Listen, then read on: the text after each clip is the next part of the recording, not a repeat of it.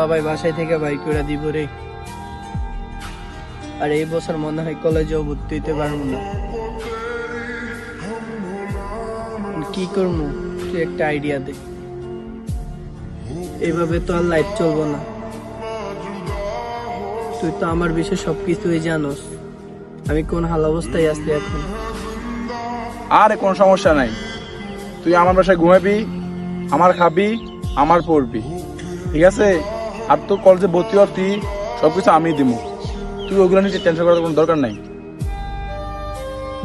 তোর বাসায় থাকমু, তোর বাসায় খাইমু, তোর আম্মু কিছু কইব না? আরে না, আমার মা বলছে আমি তোর সাথে চলতাম, আর তুই তো এমনি খারাপ না, অনেক ভালো। আর তুই কেমন এটা আমার আম্মু জানে, ওইটা আমিও জানি, ঠিক আছে? তুই তো জানোসই পৃথিবীতে আমার কেউ নাই, মা নাই আর বাপ তো থাইকেও নাই। তুই তো আমায় অনেক সাপোর্ট দিছিস, তুই না থাকলে এত কিছু করা আমার সম্ভব ছিল না।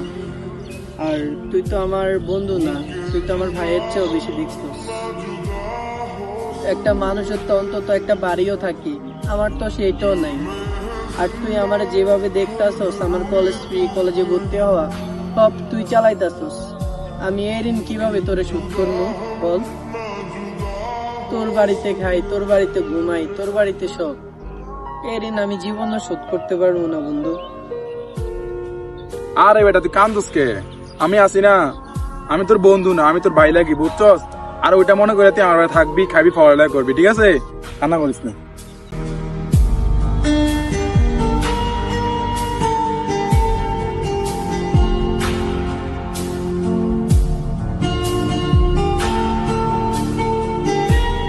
আসসালামু আলাইকুম গাইস, কি অবস্থা সবার? সকলে কেমন আছেন?